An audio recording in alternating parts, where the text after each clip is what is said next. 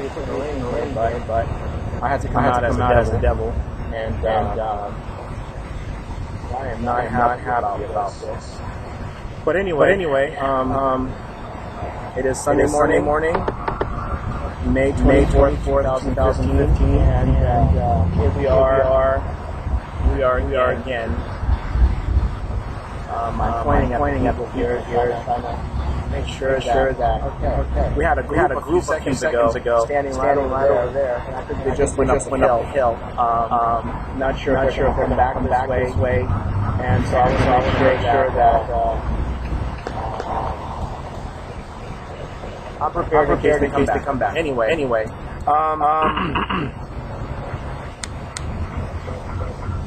Want to start with a prayer. Going to preach a sermon.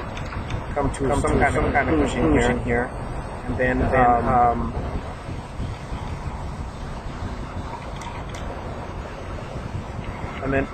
take it from there and see what happens. We won't preach for too long. A few minutes, maybe about 20 minutes, 15 minutes. Try to keep it short. I don't want to preach for an hour because the people already know the message. So I just want to go through the outline, and we already know what's happening here.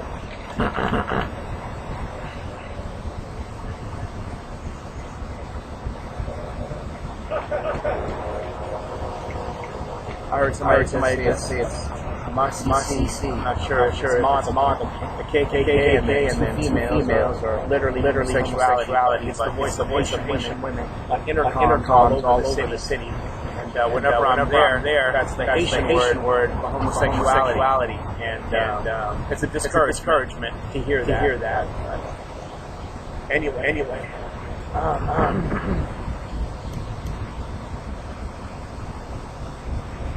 Good morning, Portland. Hope you can hear me. I'm not sure if you can or not. Just got here and wanting to share the gospel with you again this morning. And looks like we have another coming. So a second this time females. And wanting to give you an opportunity to hear the gospel. And I apologize for any distractions. That's going to take your spirit away from hearing what the Word of God has to say. Not what Kevin has to say this morning, but what the Word has to say to you. Because God has plenty to say in regards to how we're living down here. God has more to say to us than anybody else. If you look around you, you will see the touch of His hand in creation. If you look around you will see the touch of God's hands in creation. So God has plenty to say to us in terms of creation. And also salvation coming from the Bible, Word. I only want to continue the series that I started last month. But before I do, remember this series. How much did you pay Jesus for the work He has done? How much did you pay Jesus for the work He has done? But before we get started, I just want to call on the Lord to forgive us for our sins that we've done since the last message. And I know I'm the sinner. I understand what Paul is saying now when he says he's the chief of sinners. And as the chief, I think it's the proper thing to do. Not only to call on the name of the Lord, but to also acknowledge the fact that His presence has endured all of our sins. So before we dive into His Word, His holy Word, we should at least give Him some respect and speak to Him, and to make Him aware of the fact that we're aware of His presence, we're aware of His Word. Father, I just want to call on your name this morning. Want to thank you for an opportunity to bring the gospel to the people of Portland, and ask that you will forgive us for our sins, cleanse us from all unrighteousness and evil that we practice. Lord, I pray for your forgiveness. May you bless this message in Jesus' name. Amen.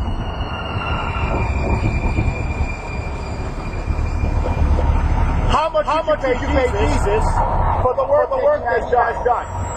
That's the series that we've been going through, and this is the fourth message. I'm going to put this down.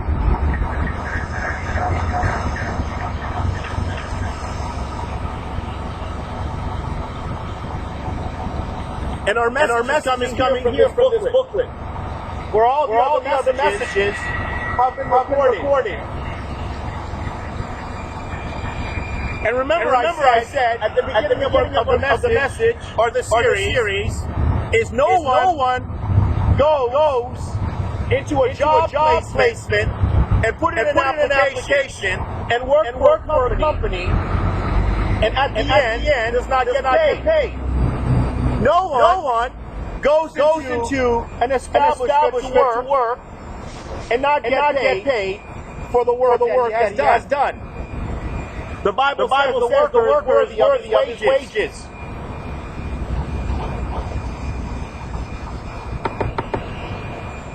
If your manager values your work, at the end of 2 weeks, he's going to give you a paycheck. Even the preacher, from the church's point of view, from the Lord's point of view, is to be paid according to 1 Corinthians 9:14. But I guess I'm not the real thing, because I don't get a paycheck for what I do here. But the messages are real, so you should take them into consideration.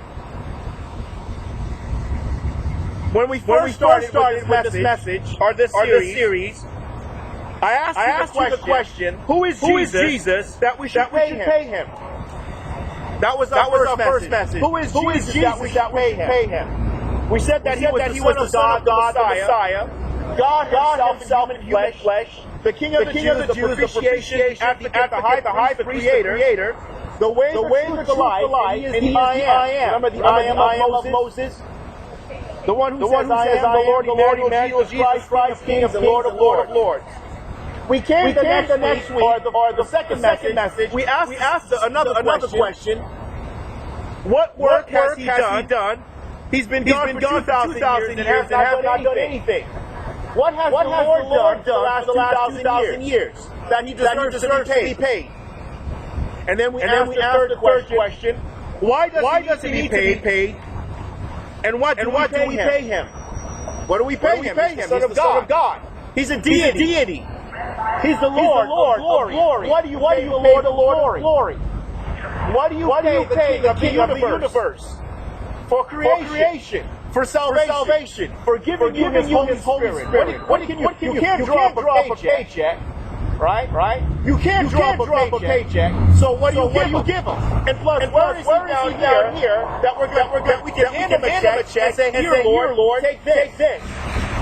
Thank you for everything that you've done. In other words, you're buying. We bought this from the Lord. You see, He's made it so that we become humble at the fact that He's the Creator who has given us everything. And we can't match him with our checks. We can't buy him out. Right? No matter how many millions you're worth, no matter how many millions you're worth, no matter how many monopolies of countries you own, you can't buy him out. You can't pay him for what he's created.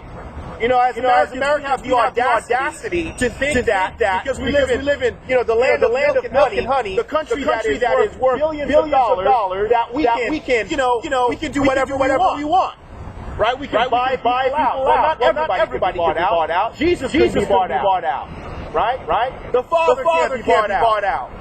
You can't buy him with the American dollar. The American dollar is worth nothing in heaven. The American dollar is worth nothing to the kingdom of God that is in heaven. You can't buy your way into the kingdom. You can't buy your way to stand in the presence of God. You've got to kneel before you enter into God's kingdom. Every knee will bow and every tongue will confess that Jesus Christ is Lord. You have to humble yourself to get into the kingdom. You can't buy a paycheck. You can't pay on your credit card. Your credit card is worth nothing in the kingdom of God. Right? You can't buy, pay him a check. Move out of the way. We're moving and taking over. Come on, let's go. Everybody. We just paid him $2.5 billion to take over this kingdom. You can't do it. God won't allow it. We have to humble ourselves before the mighty mind of God. right? We have to repent of our sins. We have to ask for forgiveness. We have to acknowledge that He exists. It doesn't matter if you're 100 years old. If you're 200 years old, or you're 300 years old, to Him, you're still an infant. You're still a little baby that He's carrying and that He's comforting. It doesn't matter how old you are. He is still. What is He? To Him, He's still dealing with you at this level. Right? To Him. So these were the three questions that we answered in the last, couple weeks or so. So we come back today with the fourth question. Why should His workers be paid? You might say, who are His workers? And you may agree and say, yeah, why should His workers be paid? They haven't done anything for me. I want to read you some passages of Scripture. When you go into 1 Timothy in the New Testament, 1 Timothy chapter 5, verse 17 through 18. Paul writes to Timothy, his young protege, and he says this: let the elders, let the elders who rule well be considered worthy of double honor, especially those who work hard at preaching and teaching. He says, for the Scripture says, you shall not muzzle the ox while he is threshing, and the laborer is worthy of his wages. The laborer is worthy of his wages. I want to read you another passage. 1 Corinthians 9:14. 1 Corinthians 9:14. Paul again, the apostle of Moses, right? 1 Corinthians 9:14. Paul says this to the church of Corinth. So also, the Lord directed those who proclaim the gospel to get their living from the gospel. So there was a question. Surprise.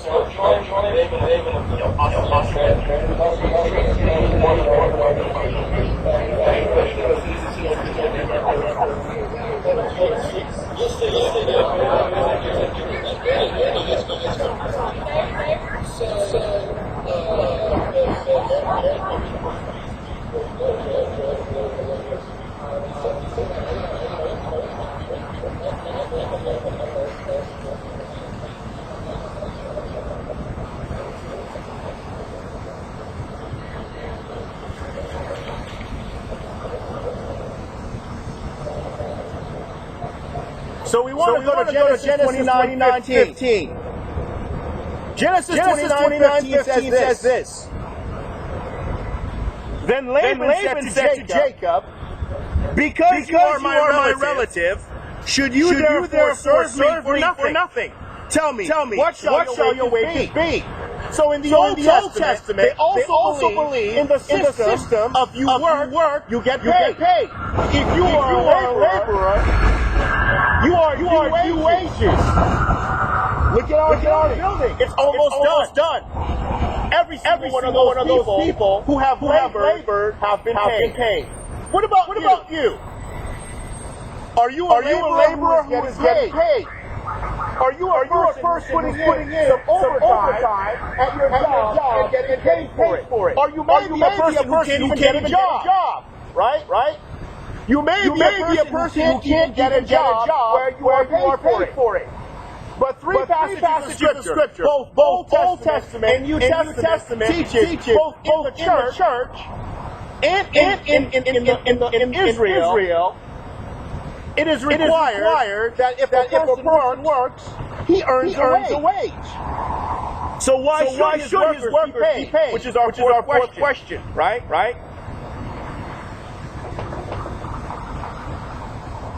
We ask why. Why do we ask why?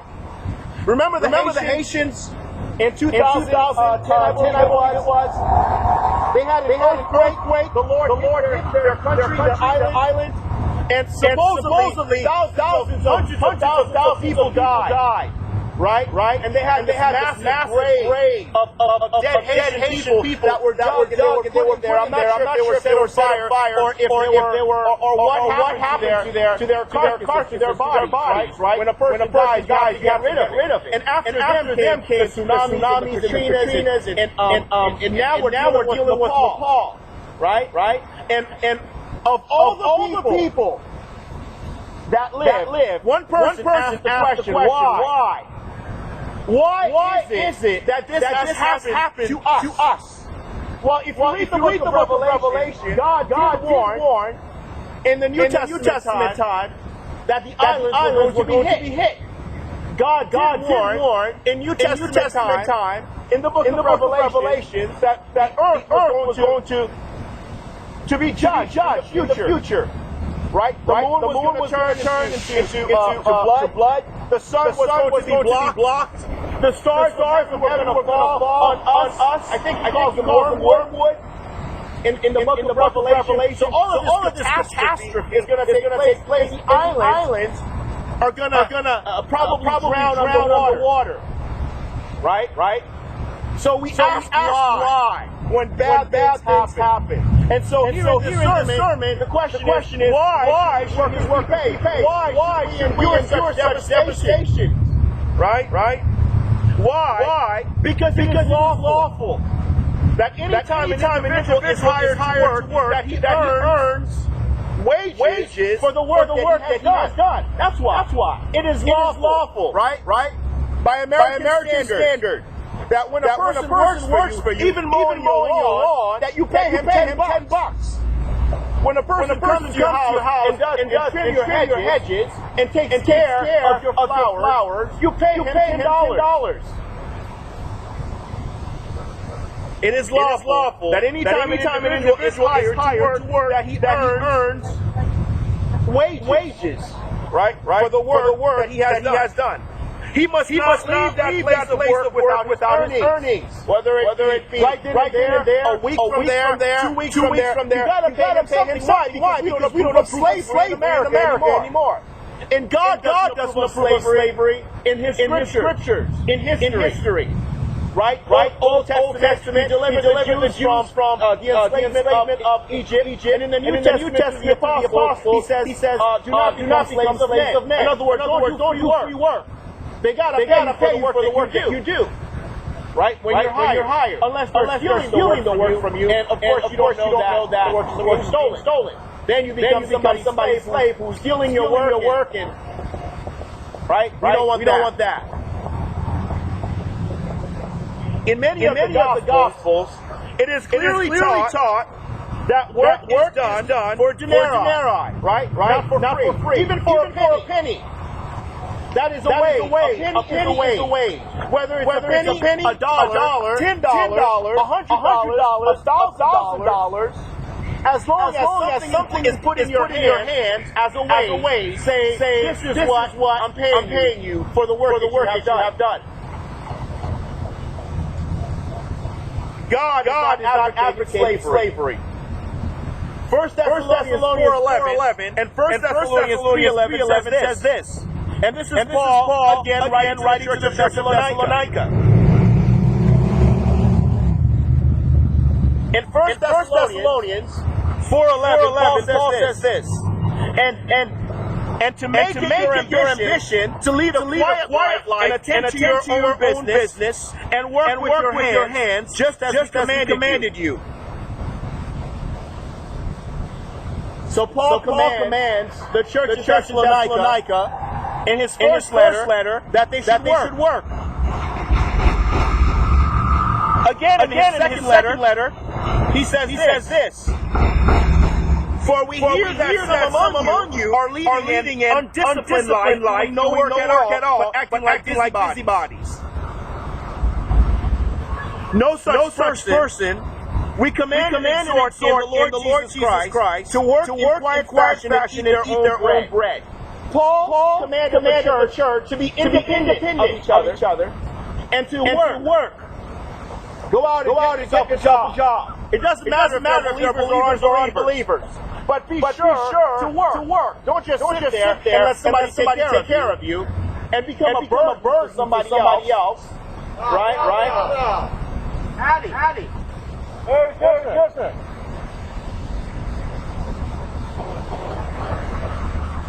So Paul emphasizes that the church ought to work and earn a living, even in the Old Testament, right?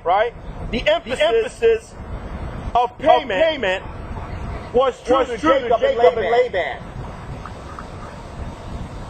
So we ask why? Because it is lawful. Why should? Right? The word should. I'm breaking down my question here so you have a better understanding of what we're talking about this morning. Why should? In other words, why ought? The word should there is expressing a moral obligation. Right? Why? Because it is lawful. Should because it is our moral obligation. Right? Why should? Because it is lawful that we are obligated to do what? That we should pay our workers. Why should his? The word there is making reference to Jesus. Right? Jesus. Can I read you something in John 17:6? In John 17:6, the Gospel of John, Jesus is praying to his Father. This is his priestly prayer before he dies on the cross. In John 17:6, Jesus says to the Father, He says, I manifested thy name to the men whom thou gavest me out of the world. Thine they were, and thou gavest them to me, and they have kept thy word. Now they have come to know that everything thou hast given me is from thee. What is he saying here? What is Jesus saying to his Father in this prayer? He says, I manifest thy name to the men whom thou gavest me out of the world. Who were the men? Who were the men that were given to Jesus? The 12 disciples. Right? The 12 disciples who were in the world were given to Christ. By whom? By the Father. God the Father. The Ancient of Days. And Jesus in his prayer is talking to the Father. And he says, I manifest your name to those men whom you gave to me out of the world. They were yours. And you gave them to me. And they have kept your word. They obeyed your word. They believed your word. They believed in your name. They believed in your cause.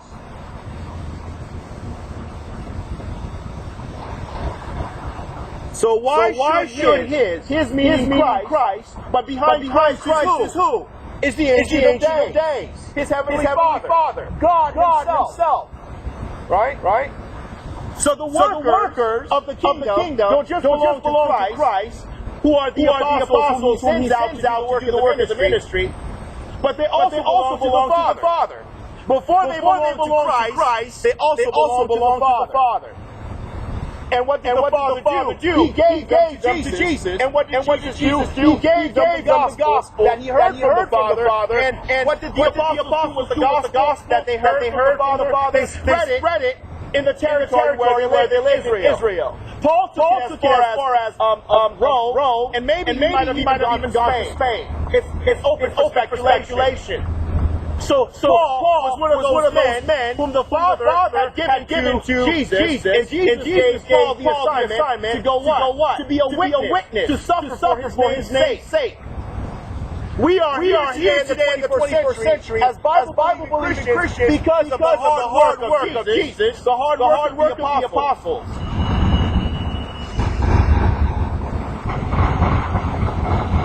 So the question is, why? Because it is lawful. Why should, why ought to? Why is it a moral obligation that Jesus Christ is workers? Right? Who are the workers? Those hired by Christ. Or in our vernacular, those hired by you. Or those who hire you to work for them. Who are the workers? Right? Those hired by you are those who hired you to work. Right? I are a company that has hired you to a work. Those are my workers. I or a company have been hired to do a job. Those are the workers.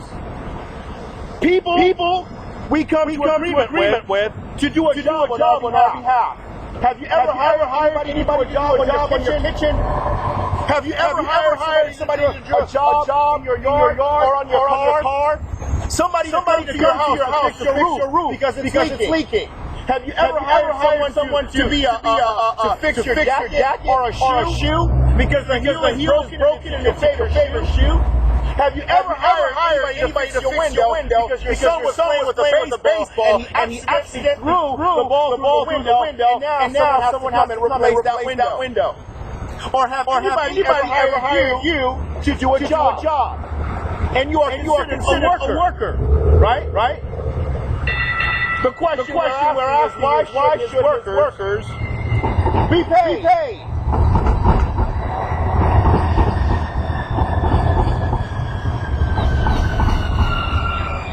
The Bible says, men who preach the gospel of Jesus, or men who preaches Jesus' gospel, they look to get paid. You say, no, that's not true. No, it's true. Because we're workers of the kingdom. And I read you those verses at the beginning, right? First Timothy, the elders of the church are workers of Christ. And yes, they get double honor. The preachers who preach the gospel, according to Paul, 1 Corinthians 9:14, they also make their living. What does it require to make yourself a living? It requires money.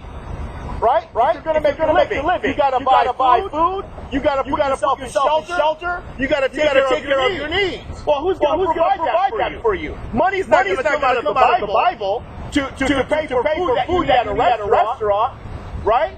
Money's not going to come out of the Bible for you to go to a doctor, for you to put clothes on your back. So where is the money getting paid? You may say, well, that's not work. You don't think that's work? Every time the Senate comes out on national television and speaks to you, they're working. Every time the Senate meets and draws a law or add laws or take away laws or adjust laws, they're working. Every time the Senate gets on national television, right? Or they send the president of this country, President Obama, to speak on their behalf, he is working. He's working on behalf of the Senate that you do not see. He's working on behalf of the government, the Congress of the United States that takes care of the entire continent. You see one man, but you don't see the entire Senate unless you go online and look them up. You see me, but what is it that you don't see? You don't see the churches. You don't see the leadership of the churches. You may hear of atrocities that happened in my life, or sins that I have committed, and go, oh my God, this man was an imposter. No, I'm just dealing with sin in the world. Right? I have to become all things to all men. I have to do my share in the work of the kingdom. So when you hear that President Obama goes to such a country and declare war, and then he comes out in a news to explain the actions that have led him to declare war in that country, he is working. That is part of the work that he does in representing the U.S. government. This is part of the work that I do, and the men who are on television does to represent the kingdom of God. In other words, God is working and He's representative. God is working and He needs men to go into the world to preach the gospel, to draw attention to Himself who is in heaven. Somebody's got to come out here and say, hey, Jesus loves you. Somebody's got to come out here and remind the world in every generation. Listen, the preaching of the gospel didn't begin with Christ. It began in Noah's day. Remember just a few years ago or a couple months ago, they had a movie called Noah. And I think I don't remember the actor's name. I think it might have been Pro something. And he did the movie Noah. It was another version of it, but it was so obvious what the power of God had done in that generation. So the gospel, according to Noah, was still being preached, that God was judging the world through a flood.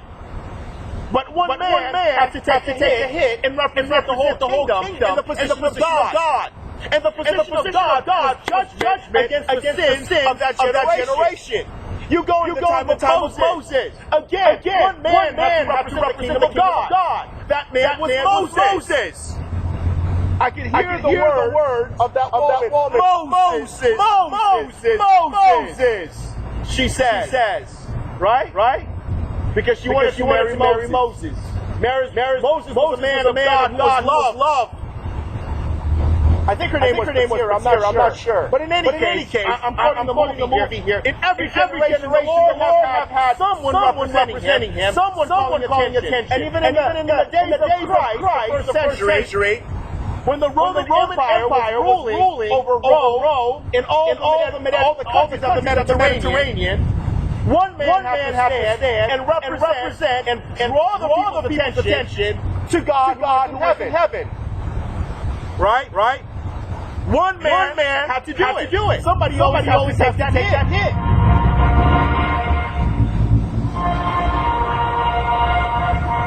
Uh-oh.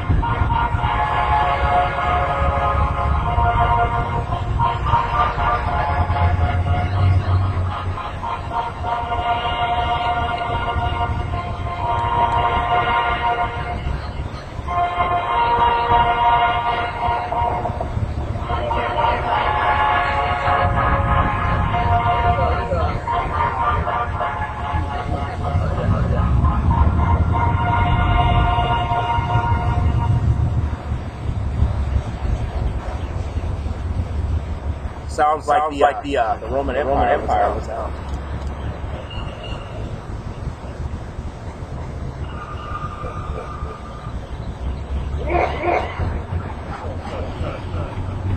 So what I was saying was that every generation, whether it's Noah and his generation, Moses and his generation, or Christ and his generation, in every generation, the Lord always have someone representing him, drawing the people's attention to himself in heaven, drawing the people's attention to his throne in heaven. But those people, in doing the work that they do, they're rewarded.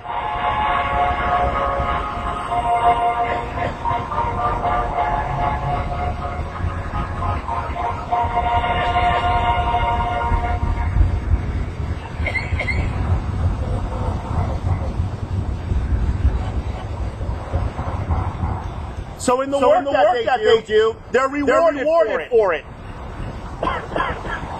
And the reward we call wages. Right? Someone asked if they do it only for the reward. When you work, why do you work? When you work, why do you work? Do you do it just for the wages? When you put in an application for a job, you do it so that the job is fulfilled. The work is done. And in the end, when the work is done, then you are paid for the work that you do. Why should it be any different for Christians? Why should it be any different for those who belong to the Church of God? Are we any different? Don't we have needs? Don't we have a need for a roof over our head? Don't we have need for food in our bellies? Don't we have for clothes on our back? Don't we have need for a wife to give us sex children? Don't we have need to be loved and to be respected? Just because we're Christians representing an invisible kingdom, should we be left out? Should we be excluded out of the wage earning? No. We are people. If we need forgiveness and we need medication from doctors, we also need education. We also need food and a roof over our heads. So yes, we do it for both. To fulfill the will of God, to do the work that is needed, and to earn an income. It is God's calling for our lives.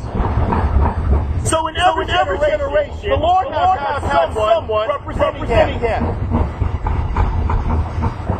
And have those men been paid? Well, you're going to have to do your homework at some time. Go through the scripture and look at the life of Noah. Tell me, has Noah been paid? Look at the life of Moses. Tell me, has Moses been paid? Look at the life of Christ. Was Christ paid for the work that he has done? And that's what we're discussing this morning. Right? How much would you pay him for what he has done? You've seen his movies at Easter. Right? You've watched the Passion of Christ. And you may say, well, I don't exactly see a Jew being to death as work. But that's the work of salvation. And somebody had to take that hit. You and I couldn't take it because it has eternal consequences attached to it. Right? And what God was requiring at that time, no one but Christ, whose blood was clean, could fulfill that work order. Right? The blood of goats and the blood of bulls were not sufficient. And after hundreds and thousands years of using it, God said, that's enough. I'm no longer appeased. My wrath is no longer appeased by the blood of goats and bulls. I need human blood. And Christ was the sacrifice. And Christ was the propitiation. And Christ was the one who took the hit on the cross for our sin. That is part of the work that I'm talking about. Apart from the work of creation. The work of salvation. That you and I do in every generation since Christ has gone. Payment to the worker cannot be given if no agreement has been reached with an employer. You can't just walk up to somebody and hand them a check and they haven't done any work for your company. Right? The work will still be sitting there. And here the guy has a paycheck in his pocket for $1,000 and no work has been done. That's unheard of. Well, what does require besides you showing up? What else require? Anything under the table? I hope not. Right? Little something on the side? That would be unlawful, wouldn't it? If the work that is required is not part of the job description. If you ever go, this is a side note, if you ever go to an employer and you work for him or her, or a company and you work for them, and they pay you handsomely for the work that you have done, but they require a little something on the side, right? A little je ne sais quoi. Then you should probably kind of nudge the other workers that, hey, there's something not right with this with this guy that I'm working for, these people that I'm working for, because I don't see why I need to go the extra mile if I'm not going to pay for it. You know what I mean?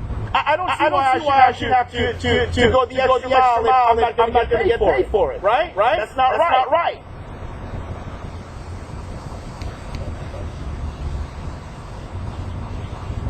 Men who preach Jesus' gospel look to get paid. Right?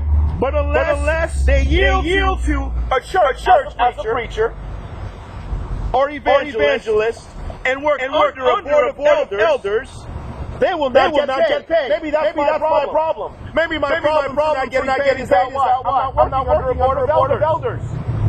I'm not working under a board of elders. I don't have a church congregation that I'm working for.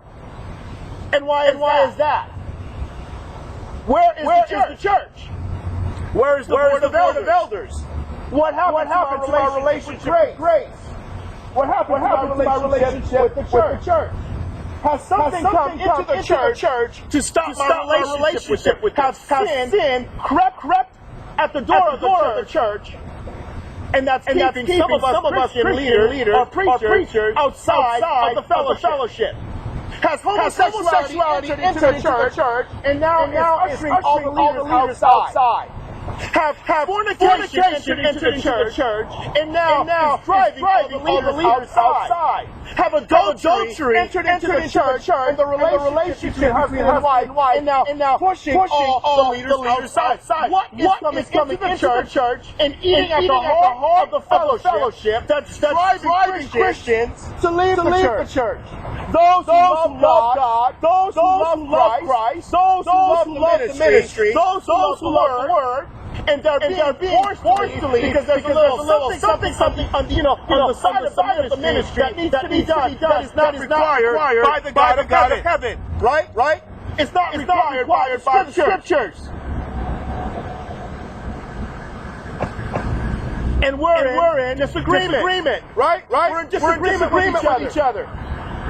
The Word of God says one thing, and the congregation wants to listen to something on the side. The Word of God says this is the Word, but the elder board and the other pastors say, we want to listen something on the side. What are we doing as a church to make that correction? A lot of churches are not doing anything. What are we doing as a kingdom to correct that mistake? The gospel is still being preached. The head of the church is still making a correction. We still have to become all men, or else we're going to get our head shot. Our time is going to be cut short. Right? The priesthood will be what? Marred. But the work still has to be done. People are going to come, steal your material. But you still have to finish the work. Your establishment is going to be hit. But you still have to work of the kingdom. The Jews, after leaving Chaldea, after 70 years of slavery and captivity, because of the sin that they had committed, when they came back to Israel, to Jerusalem, to rebuild the temple, and to rebuild the wall, they had to do something. In one hand, they had the tool, right? This is my tool that I'm using this morning to preach the Word of God. In one hand, they had the tool to do the and then in the other hand, they have the sword. So they have to do the job and defend themselves as workers. Right? Somebody had to do the work, but they were facing opposition. Immorality, perhaps? I don't know. Whatever unbelievers of that time used to cause friction for the Jews not to complete the building of the wall and the building of what? Of the temple. So they have to do the work, and they have to defend themselves. Right? What about today? What about today? Christians still have to preach the gospel, but they have to live in the world. A world that's calling them to live by their standards. Christians are still called to do the work of the ministry of Christ. But they have to deal with the opposition that comes against the gospel. How much opposition did Jesus Christ face? He faced so much opposition that they crucified him. The opposition led him to his death. But he still did the work. Regardless of how much they hated him, regardless of how much they rejected him, regardless of how much they resisted him, the work of the kingdom still has to be done. Right? Because who is he working for? The Father. The Father sent him. He sent the apostles. And the apostles sent who? Those who came and believed and submitted to their leadership as apostles. We are here today in the church doing the work of the kingdom that the apostles did, that the Messiah did, that the Father has sent him to do. One of the aspects of the work is the worker is worthy of his wages. Another aspect of the work is the opposition that you face by those people who don't believe in the work that you do. Right? But regardless of whether they pay you or they oppose you, the work of the kingdom has to be done. Jesus got paid for it, but he was crucified and beaten. Right? Instead of paying him, they opposed him. He was opposed and crucified. He wasn't paid, but he was crucified anyway. If there was a payment for Christ, it would have been what? The disciples who came to believe in him. Those whom he gathered as saints. Right? The 500, the 120 in the upper room. That would probably be his payment. The salvation that the people received. The fact that they believed him as a good shepherd and as their Messiah.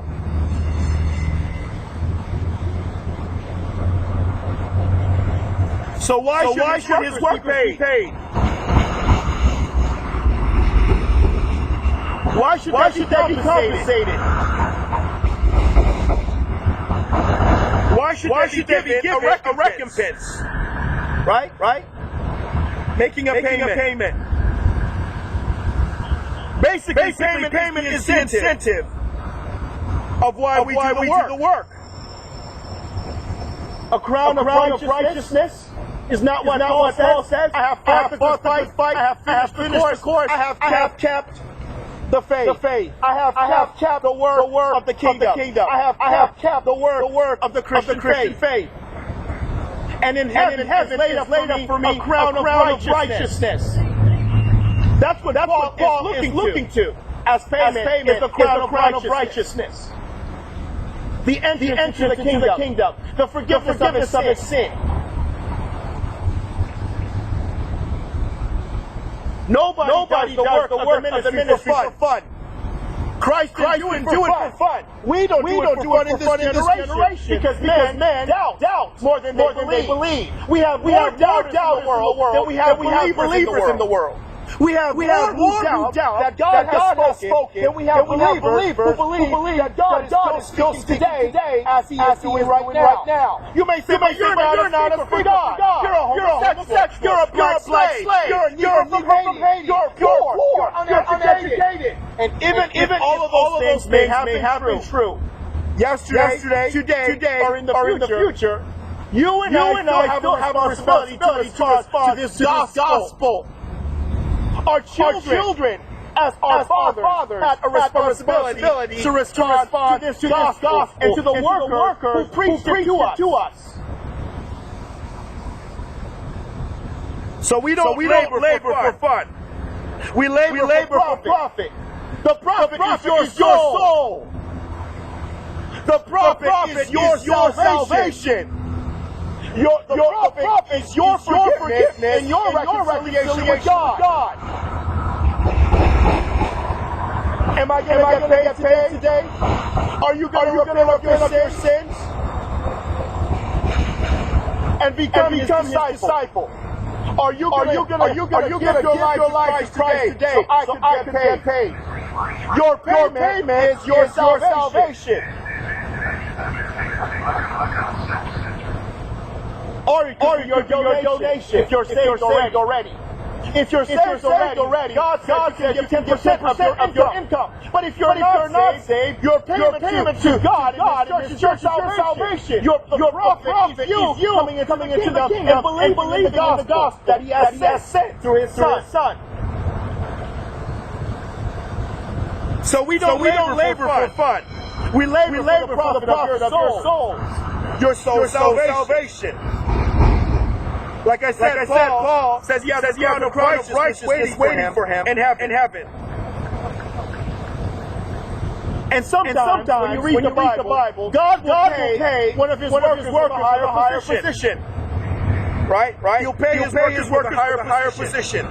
Sometimes he'll even give them recognition.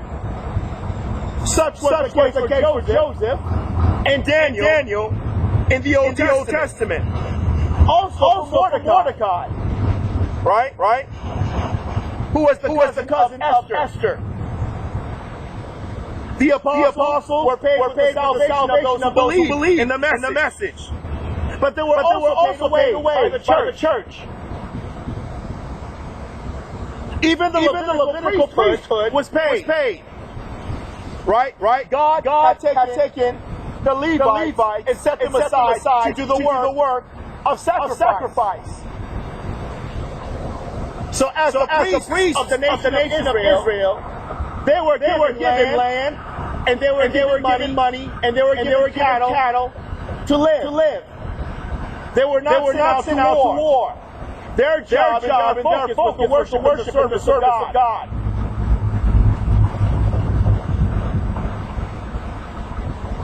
So it's the case for the prophets and the preachers who work for the Lord. So those are the workers of the kingdom.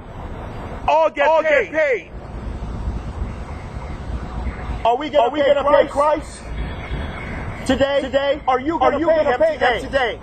Are you going to give your soul to him for salvation?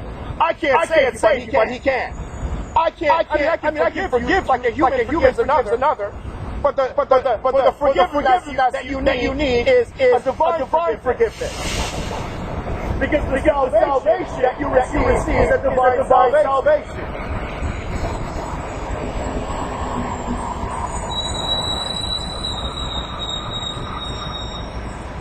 So now you know who he is, right? You know who Jesus is. You know what he has done. This is part of the work that Jesus has done. Right? We need trees. And from these we get oxygen. Right? And from these we get oxygen. We understand why he needs to be paid. And what we pay him. And now you understand why should his workers be paid. It is lawful. Because God doesn't want slavery. That his workers be paid.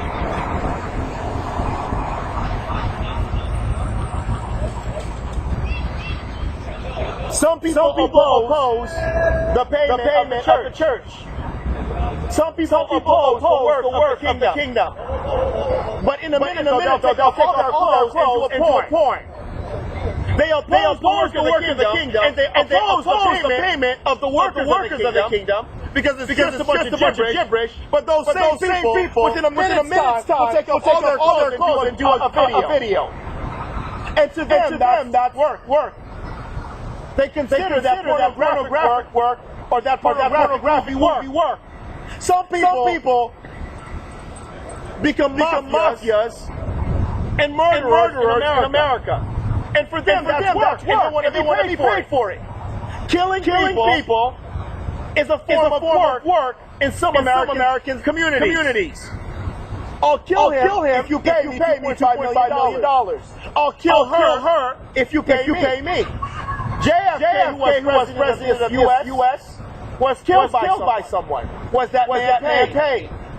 The man who assassinated JFK, was he paid? That's how far Americans will go to get paid, even to killing a king. The king of glory was killed. Was the man who betrayed his pay. His name is Duclairon, who sold out Christ, and he was paid 30 pieces of silver. You would be shocked at the sort of payment and the sort of work people will do in this world to get paid for it. Human trafficking, slavery. It's all part of the work that people will do. Whether payment is done by the good people of this world or the evil people of this world, whether they're Israel or the church, whenever you do a job, you need to be paid for it. Or you want to get paid for it. Whether the job is the President of the United States or the murderer of the President of the United States, whether you're working for Jesus Christ or you're working for Satan to kill Jesus Christ, right? On one side, the apostles say the worker is worthy of his wages. And on the other side, a false apostle was paid to kill Jesus Christ. Which side are you on? Are you on the side where you pay the apostles to do the work of the ministry of Christ? Or are you on the side supporting Judas, blowing up buildings, Christian churches, killing children, killing missionaries, killing pastors, killing Bible teachers, so that the work of the ministry is not done to convict you of your life of sin. So you have two sides. You can either stand with the kingdom of God and the church of God and pay the workers of God, right? And the Messiah of God, or you could do Judas Iscariot and the Roman Empire and set the Christians on fire and kill the churches and destroy the Bibles and the ministry as it has been historically recorded. You're either with the gospel or you're against the gospel. You're either with the Messiah or you're against the Messiah. You're either preaching Jesus or killing Jesus' disciples and workers. You're either with me, Jesus says, or you're against me, Jesus says. You either support my kingdom in heaven, or you oppose my kingdom in heaven. And if you oppose me, you oppose my workers and my Father. Jesus says, if you're ashamed of me, I will be ashamed of you before my Father and his angels.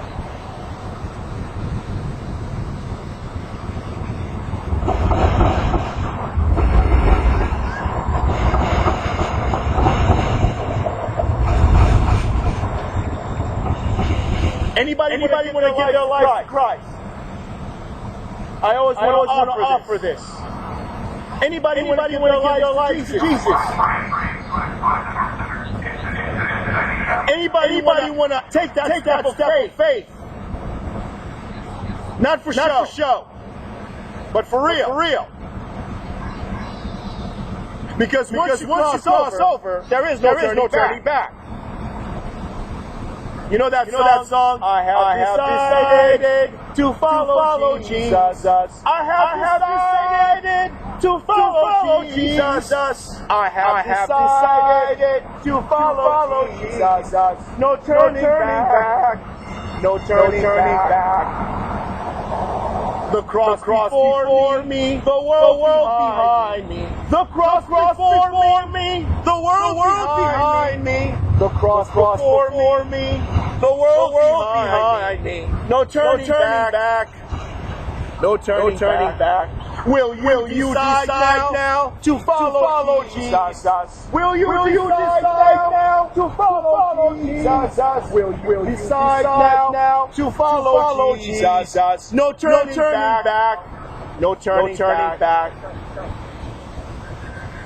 I have decided. You understand the song. It's a child song that we used to sing when I was a Sunday school teacher. Years ago. Like 25 years ago. When I was a Sunday school teacher at Grace. We sang that song. Once you make the decision, there is no turning back. You see this leaf? Once the leaf is off the tree, you cannot staple it back on, glue it back on. It is forever gone from that tree. When you leave the world and you become a believer, and you are sealed with the Spirit of God, the Spirit of promise, the Spirit of forgiveness, the Spirit of salvation, the helper that Jesus promised in the Gospel of John, chapter 14, 15, and 16. There's no turning back. Because the Spirit will not allow you to go back. No matter what comes into your life. No matter what sin you commit, no matter how many times you stumble, no matter how many times you fall, no matter how many times you've been beaten, no matter how many times you've been opposed, no matter how many times you've been stoned, no matter how many times you've been hated, He will not put you back. The same as the leaf cannot be glued back onto the branch. So then what happens? Over the course of time, this will dry up and die. Over the course of time. Guess what happens to the saint? You join the church. And you become part of the body of Christ. And live your Christian life. If you want to believe and you want to practice the faith, you simply need to trust in Jesus. And put your faith in Him.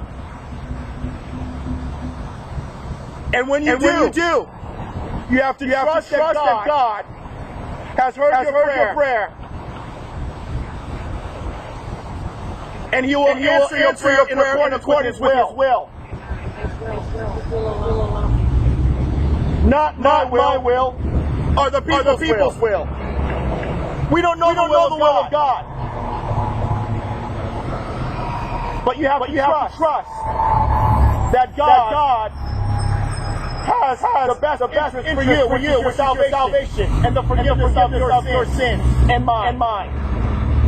So when you pray this morning, whether it be where you're sitting, as you're walking, or wherever you go.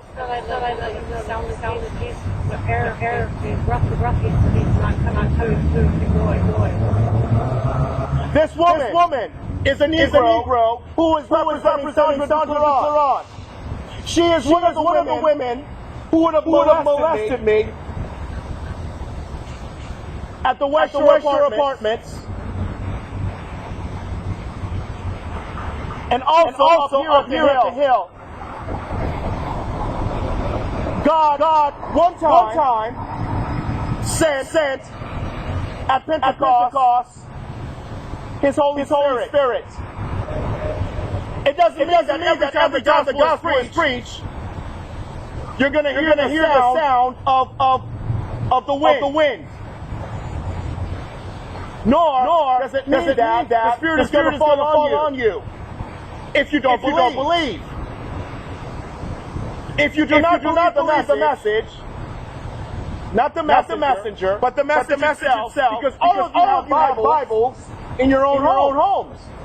And it is up to you to exercise faith. In Him, not in me.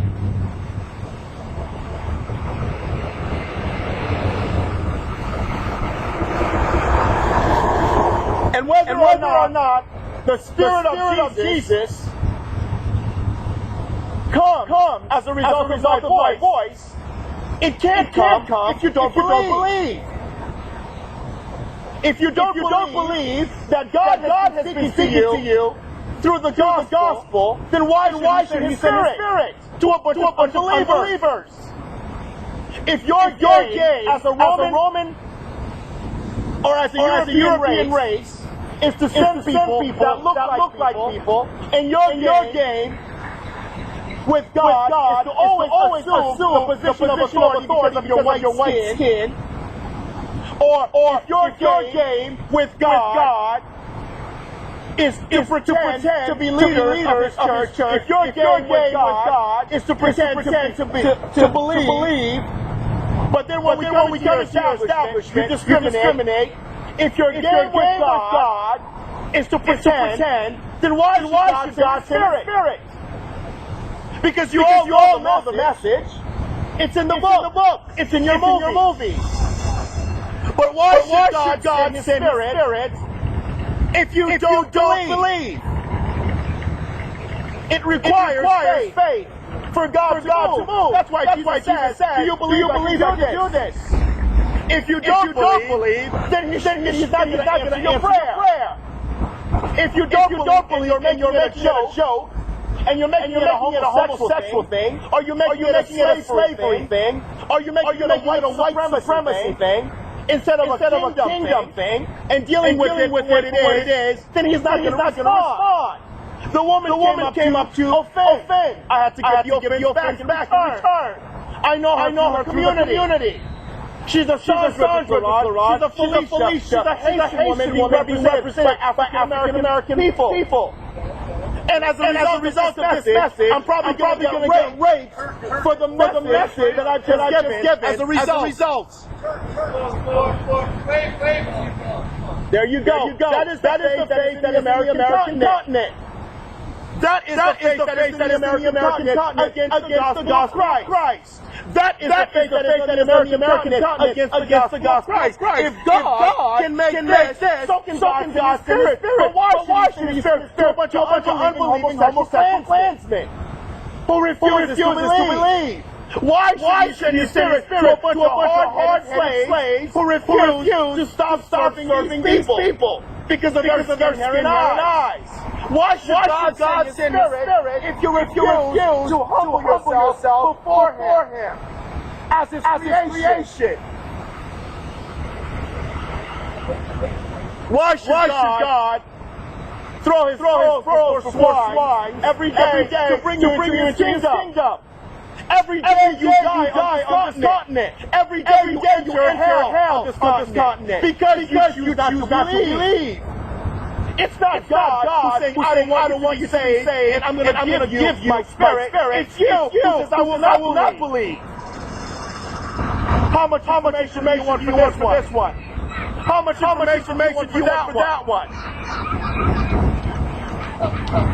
And it all goes back to what Jesus has done as work on the cross for the salvation of your soul. Are you going to tell them about the love of God in Christ? Are you going to tell them how to be unbelieving homosexuals?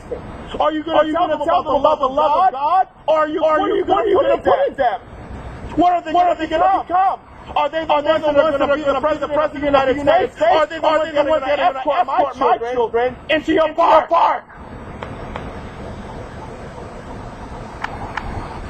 Father, I pray for the people of Portland and ask for the forgiveness of their sins. I pray for the people of the United States of America and ask for the forgiveness of their pride. Because America thinks that they're like the Titanic, the ship that never sinks. Lord, these are the people who came from an island. These are the people who came from a segregated island. And you are merciful in bringing them through the waters and multiplying them on this land. And permitting them to live for a period of time, acquiring and building on the land. But none of us, Father, are forever. So I ask, on behalf of your church, on behalf of Israel, and on behalf of your son, that you would be merciful to us this morning. You would forgive us for the sin of unbelief. You would forgive us for the sin of being anti-Christ. You would forgive us for the sin of hating our neighbor and loving our neighbor. You never meant the love of our neighbor is sexual. No, that's not what you were saying in the scripture. But you know the dam will never receive your spirit or your forgiveness. Because like the scripture says, Father.